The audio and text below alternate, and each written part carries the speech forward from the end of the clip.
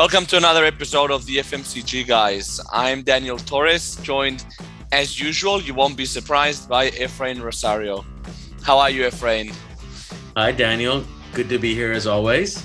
And today, Efrain, we're going to speak about your area of expertise, which is shopper, insights, analytics, category management. What's going on in this space right now? Well, I think lots, to put it succinctly. I think we're seeing a lot of activity. It's just a really dynamic space right now. And for the reasons that you would imagine, which is the digital revolution, the continued growth of e-commerce, the proliferation of data and the impact it's having in regards to trying to measure the impact and compare the impact of the digital channel with, let's call it more traditional in-store sales. For all those reasons and more, I'm really excited to hear what our guest has to say as she shares with us some of her experience at working one of the leaders in this space, Mondelez. Yeah, exactly. So we have the pleasure to have with us today Cristina Marinucci, who's currently the global head of shopper insights and analytics at Mondelez.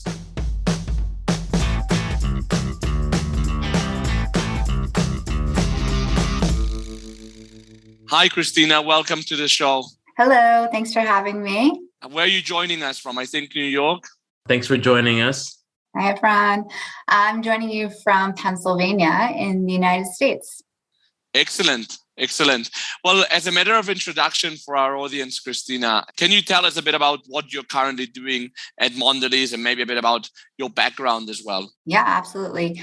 So currently I lead global shopper insights and analytics at Mondelez. I actually just hit my year anniversary there, and it's been quite a year. Previous to that, I was at J&J Consumer for 6 years, leading eCommerce insights and analytics for North America.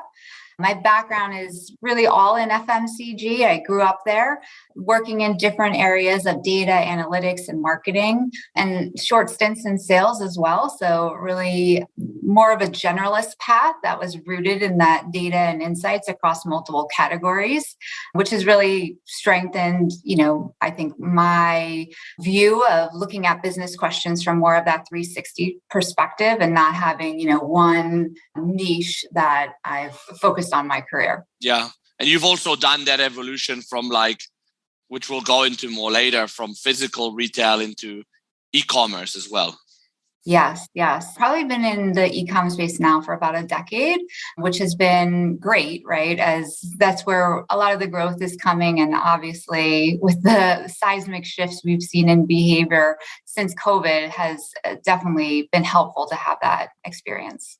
Yeah. And I think, obviously having witnessed that for the past decade, you've also been privy and had a first row seat to the evolution that's taken place in regards to the shopper marketing and category management space as well. Would love just to hear from you, what are some of the key observations you've had in that time, both related specifically to the e-com boom, but also beyond it as well? Yeah, shopper marketing at the heart of it is about connecting with shoppers and influencing that behavior along the path to purchase. So we've seen that traditional linear framework of path to purchase become obsolete, right? There's no more kind of sequential going from awareness to consideration to purchase. The reality is that shoppers are at multiple points simultaneously and shopping across multiple channels. Mondelez does an annual state of snacking report, and in it we found that 8 out of 10 global consumers say that they expect to buy the snacks they want whenever they want, and over 7 in 10 said they expect to use any channel they want to do so. We know that shoppers are experimenting with new channels to buy snacks and to buy across any category, really. Delivery apps, last milers are on the rise, e-retailer sites, social media, live video, direct-to-consumer websites, etc. Right. So we really need to understand all those multiple touch points and how they influence that purchase, where they're occurring, what are the right touch points to be investing in. And there's definitely been more emphasis on disrupting that shopper as they are being bombarded with messages and, working or engaging across multiple screens. So a whole new meaning to multitasking. Right. But I would say, the majority of CPG sales are still happening in store. I don't see that changing or, switching. But what we need to realize is that the majority of those sales, although the physical sale happens more so in store still, is being influenced by digital in one way or another, right? So we know a lot of product searches are starting on e-retailer sites versus traditional search engines. We know that, online, there's generally more touch points that have to occur for someone to convert than in store. So, shopper marketing has definitely evolved, and I think we can talk more about, but the tools that we need to equip our sales team to be able to manage those new demands are really critical right now.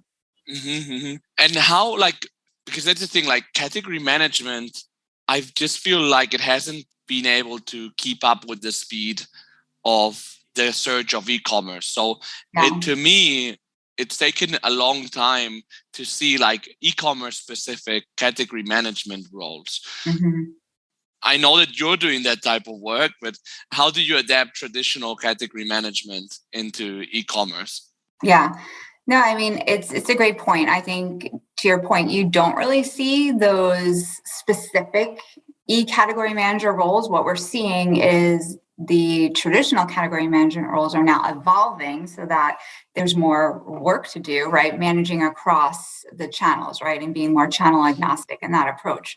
At Mondelez specifically, we talk about the sales funnel in terms of the 5 S's: see, scan, spot, show interest, select. It's a very simple framework, really, but it helps us unlock growth potential by really understanding that shopper behavior along the path to purchase and diagnosing where shoppers are falling out of that funnel from making a purchase. This framework has been applied to traditional category management, like all, CPG organizations have their own frameworks to do that, whether it's, 5P or whatever approach they're taking to category management. What we've found to be successful, and also something that I did in my previous role at J&J, was to take one of those, embedded frameworks and really extend it into digital commerce and eCatman. So what are the equivalent pieces of that and how do they show up online, right? So it's not trying to create new models or new ways of working, but taking something we're familiar with and already embedded in the business and that same logic and applying and presenting what may be different or equivalent online, right? So we talk about search in the same way that we talk about points of distribution. If you had to walk down 5 aisles to find the right product, how do we think about that online, right? As someone going down the wrong click path 5 times, and how frustrating would that be? So that all links back to having the right taxonomy or using the right search terms that we show up on. So it's little things like that to get them to start thinking in a more holistic context of the category, and really leveraging those in-store frameworks that are embedded in the business, but then adapting them to extend beyond the physical store. That's really a best practice that has helped us. And it was fascinating, by the way, how you translate the part of the physical store into the online store, and that you can actually transfer the same principles. But Mondelez, especially when it comes to, for example, gums and chocolates, the part of the store, the physical store where you're winning is when at the impulse area next to the cash counters, no? How does that translate the impulse shopper into online? Yeah, no, great question. It's something that is definitely top of mind for us as, a significant amount of purchases have shifted over the last couple of years to online. And, we are seeing that disproportionate amount of sales for impulse categories online versus offline. Mm-hmm. And thinking about impulse specifically, it's important to define what impulse is. So impulse really means any unplanned purchase. It doesn't necessarily have to be an immediate consumption purchase, although that's included in an unplanned purchase. So we know that online shopper is more loyal to brands, so just generally less impulsive. And there's more product interactions needed, 3 to 4, to get to a conversion online versus 1 to 2 do in store to convert. So in terms of driving impulse online, the long story short is it's certainly more difficult. You don't have those same motivators like a display you encounter with visual cues and sometimes other sensory cues like smelling in a bakery or being hungry in the moment and really wanting to grab something you're craving. So remember, online, there's also delayed gratification that's working against us. Even with 2-hour delivery, that isn't that same instant gratification right there in the moment. So, in general, online, we see, more planning, smaller baskets, less stimulation by sound, smell, feel, taste. Again, the immediate gratification isn't there. There tends to be limited space and visibility on retailer sites, smaller visuals versus like a big display in store, and overall just shorter attention spans. People are multitasking or building their list over a number of days and not focused just in that one trip, right? So there's definitely, we need to find those similar opportunities, I would say, to disrupt the shopper. That's the key word there, disrupt the shopper, and connect with them in a more sensory way, reminding them of those snacking occasions to really build the basket. And there's definitely some specific product attributes that can help work to drive impulse, like sizing of packages, new items, novelty items, seasonal or limited time offers. And then, we also think about like the curated list experience or I forgot. So pantry loading and replenishment, or I've never seen this before, right? New product discovery online. So those are just some different like marketing tactics we would try to employ, but it is really important to understand what are the right points of disruption along the journey. So you're not turning someone off from that, which our retailers are very sensitive to.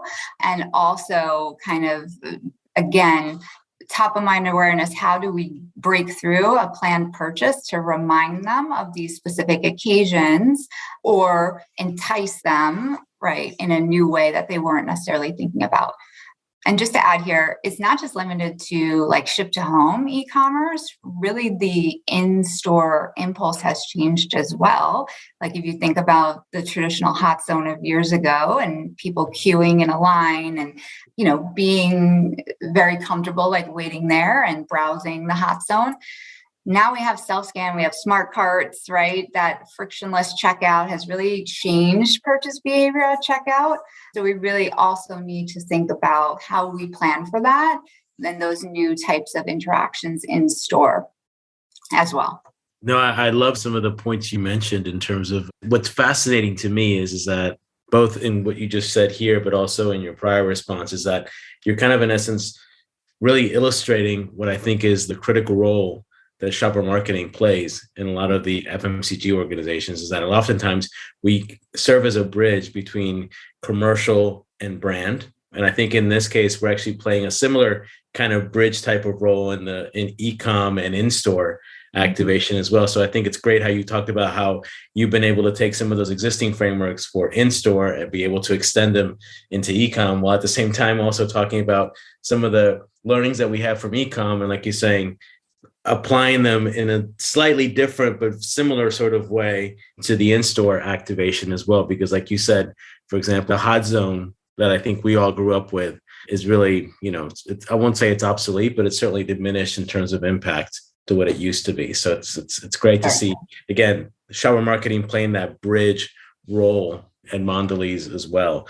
One thing I was going to ask you somewhat related to that was, we've talked a little bit about some of the advantages or the things that you're able to take advantage of being at a established enterprise FMCG like a Mondelez or like a J&J in terms of scale, existing frameworks and whatnot.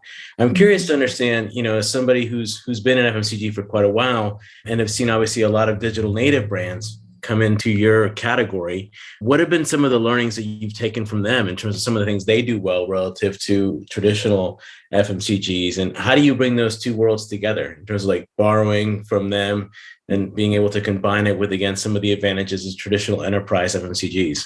Yeah, they are certainly a source of inspiration for us. They are growing probably at least triple the rate of overall e-commerce. And, they've come in as category disruptors in many cases and really benefit from this like intense customer loyalty. So, given their origins and growing up online, they definitely have some clear competitive advantages over traditional CPG. They have a deep knowledge of their customers, right? And they use that to have really clear control and almost like a strategic roadmap against that customer data. They know exactly who their customer is. They know which online behavior really led them to that digital interaction and what they're likely to buy next. So that insight creates opportunities that they can build upon and really build lasting relationships with. Another advantage they have is their agility, right? And I think we've all taken a page from that with the onset of like sprints. And I think every organization is talking about how they can be more agile, but really being able to quickly shift direction, right? Tweak assortment, pricing, shipping, promotions, bundles. Those digital natives are constantly refining their value propositions to really optimize that demand. And so I would say a few of the strengths that I observed from them and that we look to copy is building that great relationship like early on with the customer, offering those customers really compelling reasons of why to shop with them. I think this is a place that CPG definitely struggles, where many of our products on DTC are also offered on e-retailer sites. So what is that, value proposition? What's differentiating why they would come to a DTC and, oftentimes have longer shipping or, a cost to shipping versus just having that more one-stop full basket shop with our e-retailers. These digital native brands really obsess over reducing those customer acquisition costs, and they do that through really innovative techniques and constant test and learn. So, that community engagement piece that goes well beyond traditional brand loyalty, and we've seen it from like Glossier, really helps to build that brand trust, which we know has been a definite focal point at post-COVID, right? And that's something our shoppers are looking for in that community participation. So really, getting the user-generated content from them, making them a part of our innovation process, making them brand ambassadors for us. That is certainly a page that we've taken from their book, and a lot of CPGs are looking to continue forward. I would say the performance marketing is another big area, right? They are very successful in their test and learns in terms of determining what are the optimal channels for acquiring customers, and then using that in a more predictive analytics way to really personalize those recommendations, the bundles they offer, the messaging, et cetera. So those are ways that they've grown up, and that's just how they do business. It's not the same muscle for us just yet, but we are, looking at them for inspiration. And I think we're quickly becoming more agile in that space and learning to be okay with what may not be a fully, vetted plan, but it's kind of like that 80-20 rule, and being able to get in there and test and learn to get to the most optimized ways of doing things. And you talk about like community engagement and so on.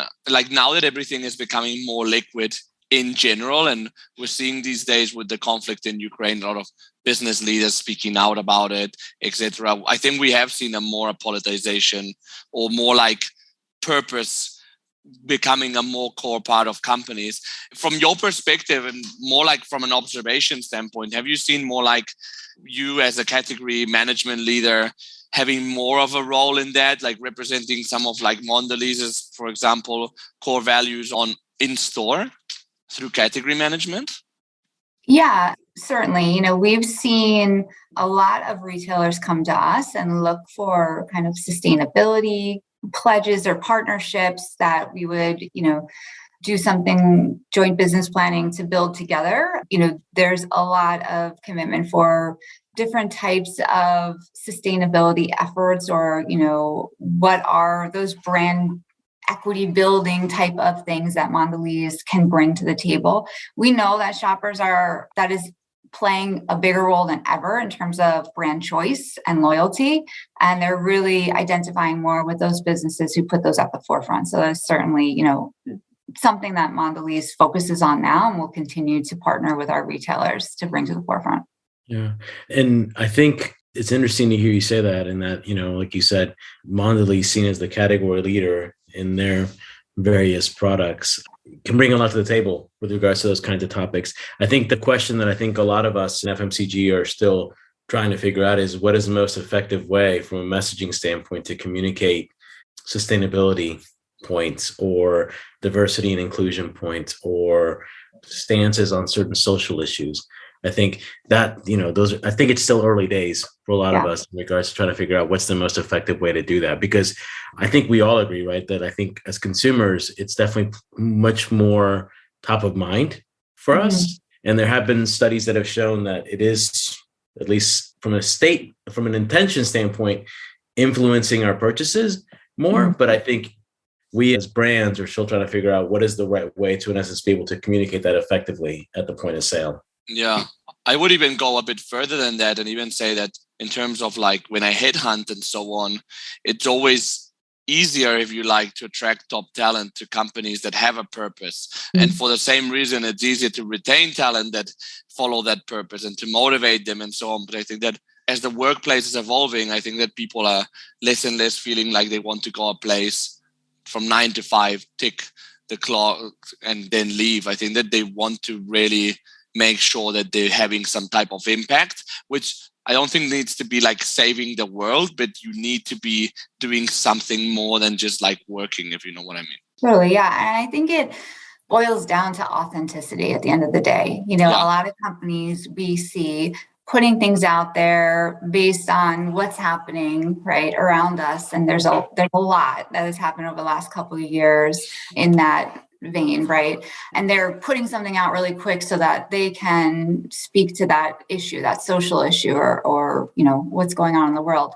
And we've seen the backlash of that, right? From other companies. There's many examples of where it just didn't come off genuine, right? It seemed like a marketing tactic. You're trying to talk to a different audience perhaps, and it's not organic, it's not authentic. So I think it boils down to that, like where there is that authenticity, like where there can be that connection, where a brand can extend itself into or speak, emotionally in that topic, then it makes sense, right? But consumers can spot, a fake really quick. So it's important that it's not just about a marketing ploy or, jumping onto a trend, but really about what's the right moment to engage that and how do you do that in an authentic voice. Yeah.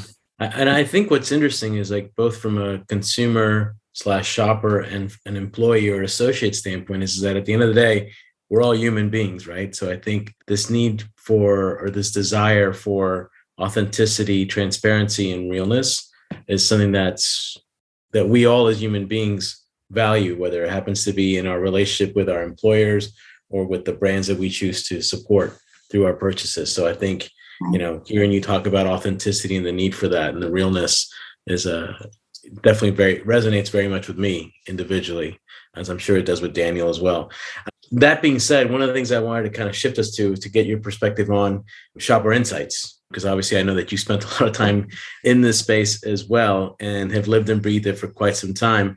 I'm curious to understand, particularly now as we've entered into this omnichannel reality, and omnichannel has obviously become a very hot buzzword in our industry. What have been some of the key learnings that you've seen across the companies where you've worked? And I guess mirror image to that, what do you see as some of the challenges that are still out there in terms of things that, we as FMCG brands still need to, in essence, kind of figure out around understanding our omnichannel shoppers? Yeah. So I've seen a few. I'll talk about the most common ones. I think, there's still a divide. There's still a silo between online and offline, and even consumer and shopper, right? What we need to understand is most times it's one person that is just at a different point in that journey, and that there is no online only or offline only shoppers, right? Like we're in an omnichannel world. So the more we can bring those together, from a shared framework, right? Or from an integrated team perspective, or even KPIs that go across both, those are the things that are going to, kind of stem that divide that exists in most organizations. Because what you don't want to do is kind of have shopper or e-com off in isolation and building strategies and so forth that don't link back to the overall business objectives, right? And you don't have that kind of shared accountability to drive the total growth of the business, whether that comes from online or offline. And this plays out in so many ways, in terms of how you look at budgets, right? And how you measure ROI. So it's really important to build that into the DNA of the organization, from how you structure teams, how you structure objectives, your methodologies that we've talked about, like evolving those as well. I think another big area is the lack of data visibility on the e-com side. So, CPG, we've grown up with just so much data and we can measure everything in store, but that took decades to get to.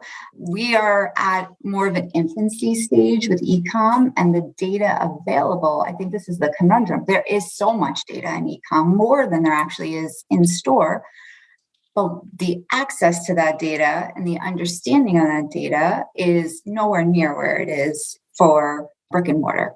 So it creates this almost analysis paralysis, right? Where it's so much data and we don't know necessarily how to make sense of it all or look at it in the same structured way that we do with brick and mortar data. So even in terms of those KPIs, sometimes it's not 100% clear on what the right KPIs we should be looking at to drive the business in the same way as offline. And then as we measure like overall growth, many of those numbers being reported are still, brick and mortar specific or only contain a small slice of online. So we're not even giving it the full credit that it is due in terms of its contribution to driving growth. So I think that's like first layer, what we need to solve for so that we have good measurement of what's working and what's not and the contribution there. And then it's also a cultural mind shift to get comfortable with that type of data, which is never probably going to be as clear just based on the long tail and how quickly e-com is evolving as the brick and mortar side, right? So I think that ambiguity creates a lot of frustration in organizations and also a lack of engagement as, again, this is not what we grew up on. So it's not as easy to engage with something that you're not as comfortable with. So I think those are a lot of the kind of tension points, I'd say, that working in this omnichannel world brings now, but it also opens up a ton of opportunities for incremental purchases, for being able to engage with our customers on a deeper level and really drive those more personalized, targeted messaging and conversion opportunities to them. Well, it sounds like you have a lot to do, Cristina, to drive that agenda forward. There's just like so many moving pieces and so many things that have to change in a company to do that. And I know that right now at Mondelez, you're doing that in the capability of a global role. How do you do it? How do you get things done with so many things in the agenda, but on top of it, all the business units, all the categories? Yeah, I don't sleep now. At Mondelez, we say local first, but not local only. And I think that's a great way to describe like global to local ways of working. Part of that is really clearly defining the role of global versus local. And, as we see the role of global as, not taking everything on, right? We are here to drive efficiencies, to build new capabilities, to find those best practices and really socialize them within the organization and give them the tools they need to do their jobs better, right? And more efficiently. So what's important is to build a plan from the local markets up, right? So find those themes that are going to be common across markets and really focus there on a few. We are acting as a strategic consultant and stewards to the local markets. And as such, within Mondelez, we've created 2 new types of roles to help us really pull from the markets and deliver the tools and resources that they need to drive local market share growth, right? So one is like this global enabler role where it focuses on shopper leads across the region. So they can really be our, eyes and ears on the ground and be key inputs into the things that we're developing and what we're bringing to the organization. And then also identifying subject matter experts that exist in the local markets across a number of key priority areas so that we can really, again, highlight them and understand what work that's already been done to reduce duplication in other markets and to kind of build this like repository of learning and where there's champions for that type of work that we can then it's almost like a train the trainer, like we can deploy that into other markets as it comes up. So I would say, two critical enablers here are shared goals, right? So ensuring there's some commonalities in our objectives for the year, which lends itself to the second one, which is collaborative project leadership. So it's really important, going back to what I was saying before, about not building things in isolation in a silo and then pushing it down into the markets, because it's not going to be received well. Yeah. You really need to bring them along that journey with you, have that shared accountability throughout the process. And that's really how you create that community of shopper insights that's driving towards those common goals. And for me, I would measure success there in being at a point where the markets and cross-functional teams are really pulling us in versus us having to push our way in. And I think at Mondelez, we've already made a ton of progress here. So I'm really excited about that and continuing the momentum we have. Yeah, no, that sounds like an amazing blueprint for success that you've started to create. And I know that there's a lot of folks in our audience who are probably taking copious notes listening to some of They those. They should be. If they're not, they should be. So that's a gentle nudge for those of us out there who are working in this space. Cristina, this has been great. I know I've learned a lot just in the short time that we've been talking today. I want to ask you one last question. I mean, it's in essence kind of bringing it all together in terms of everything you've learned throughout your career, both from a functional standpoint, but also just in terms of interpersonal skills as well. And it's a question that we ask all of our guests, particularly given their leadership experiences. We ask you to think back, if you could, give yourself one piece of advice, give your younger self one piece of advice at the very beginning of your career, based on everything you've learned in that time, what would that one piece of advice be? Well, I always say that ambition is nothing without opportunity, but many times you need to create that opportunity for yourself. And I think a lot of people early in their career and even late in their career struggle with this and finding those opportunities or even venturing out of their comfort zone, right, to do something different.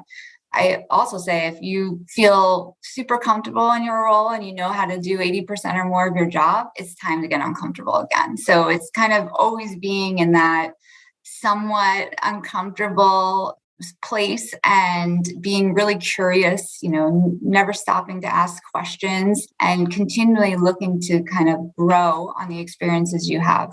And I also say, as part of that, in creating your own opportunities, show, don't tell. A lot of people spend time, talking about what they want or talking about what they did, but, like we say, it's more about the results. So how are you going to do this? How did you drive that? And really being able to tell that story to people. I think we're our own worst enemies in that regard. Like we can talk about other people's work all day long, but when it comes to being our own brand ambassador and advocate, sometimes that's harder for people to do. But I think it's important that you're able to kind of talk about your brand, talk about your passions, be able to follow those passions, even if it puts you in an uncomfortable place, and really carve out those opportunities for yourself. And let me grab a bit more of advice from you, actually, Cristina, in the form of an example. Has there been any moment in your career you were talking about, which is a great point, by the way, looking for those opportunities? And especially in the corporate world, I think that a lot of people just take for granted that things will be thrown at them. And when that doesn't happen, they feel very lost. Has there been a moment in your career which you would say was pivotal? Yeah, certainly. There's been a few. I would say back when I was at GlaxoSmithKline, I was actually in sales doing category management on the Target business. And I was filling the shoes of someone that was in Catman like their whole career. And this was my first sales role. So, I thought about that role and I went to my manager. I said, I think I can do this a little differently and like lead through insights and really think about building. I was supporting Target then, like a Target insights community that I can jump into and ask the questions the buyer's asking me and, think about it from a broader view, not just for my one category, but like across all the categories they're managing and be more of, that joint value creation really came through in that regard because I knew my buyer had a bigger purview than just my category and how I could support that. So I brought that opportunity forward and it actually grew into me leading shopper insights and being asked to come to corporate and like do that more broadly. So, that was something that wasn't how the role was structured in that moment. And I, pushed to kind of expand the role. Something similar happened at J&J where that digital e-commerce lead role actually didn't exist. It was never posted. It kind of was something that my manager and I at the time kind of carved out based on a need that we saw in the business and some work I was doing to support it and really pushing that forward to say, no, this is a need. Let's put, a business proposition forward for that, et cetera. But I think it doesn't always have to be as formal. It can also be just raising your hand for a stretch opportunity, which I've also done many times to, get more experience in maybe, consumer insights or innovation space, et cetera, or just taking a leap, right? Like knowing when it's time to move from one role to the next, where you might be super comfortable and you're an expert. And, there's a lot of benefit that comes with that. Your job is a little bit easier maybe every day. You're in that comfort space, but really knowing when it's time to move on because I'm not growing anymore from this. So how do I get that next level experience to be able to add to my development?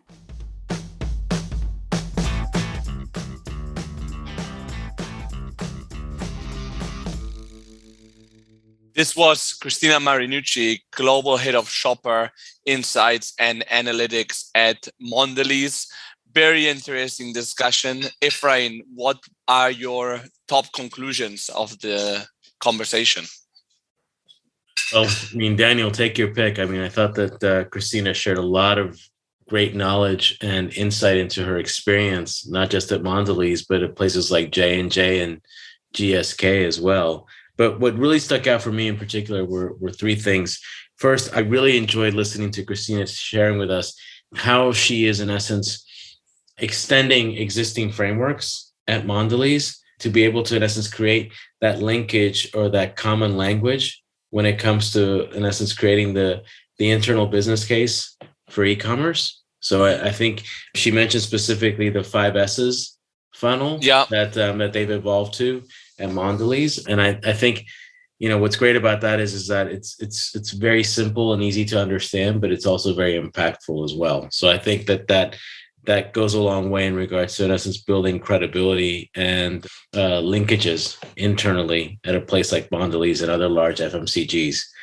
For me also, I loved hearing her talk about when you asked her the question of how do you build a global center of excellence effectively? And she shared a lot of really interesting insight in terms of some of the things that she's done at Mondelez. But for me, what stuck out was her discussion around, in essence, reconfiguring roles at the global level in terms of the global enabler role that she mentioned and identifying subject matter experts and local champions on key priority areas as being really critical in terms of, from an organizational standpoint, being able to, in essence, really collaborate effectively with the local markets. And in essence, ultimately redefining, I guess, what would be more of the traditional role people think of when they think of global centers of excellence around things like shopper marketing. And then last but not least, it was fascinating to listen to Cristina talk to us about the online shopper or the omnichannel shopper and some of the takeaways that we had around the role of brand loyalty and how it's different than what I think some of us who've spent a portion of our careers in, let's call it traditional or in-store marketing, just how much more relevant or how much the intensity of brand loyalty, particularly with D2C players that have come into the category, and just being able to really learn from them in terms of making sure that you strive for that same kind of brand loyalty and depth of customer insight and knowledge. Yeah, no, it's interesting actually that you build brand loyalty through digital, no? Because one would think that digital is more for people that have a lower attention span, thus bringing at least me to think that would make them more prone to try new things and try new brands, but it's exactly the contrary. So that's super interesting. Well, I think, I would say on one hand, I think that, what these D2C players have done really, really well is that, I think, well, two things, and Cristina mentioned one of these. One is that I think they really hit it out of the park, as we would say in the US, in terms of being able to really deliver on the convenience and utility that online shopping brings. So if you think about in terms of some of their online capabilities around search and just general navigation of their sites and or their apps, I think because, again, as digital natives, I think they bring a lot of that to the table and really, in essence, deliver on what I would consider to almost be table stakes from an online shopping standpoint. But then the other thing that she mentioned that was really interesting is that the depth of knowledge that they have around their shoppers in terms of where they're coming from, how they shop, in terms of how they navigate. So behavioral data, and I think that was something that she said was something that they're striving for at Mondelez in regards to what we can learn from these competitors and be able to, in essence, kind of build a new muscle internally at Mondelez around that depth of customer insight or consumer and shopper insight is really, really interesting. Yeah, absolutely. Well, thanks again, Cristina, for joining us. And also thanks to our partners in North America, the CPG guys who actually know Cristina very well, and they actually put us in touch with her. Remember, the CPG guys are sister podcast at the other side of the Atlantic, based in North America. They talk bi-weekly about Omnichannel especially, and have a great following. I definitely recommend you listen to them when you're not listening to us. And of course, thanks again for listening to us again. Remember, you can follow us through our different networks, especially on LinkedIn in our company page, the FMCG guys. And we'll see you on the next episode.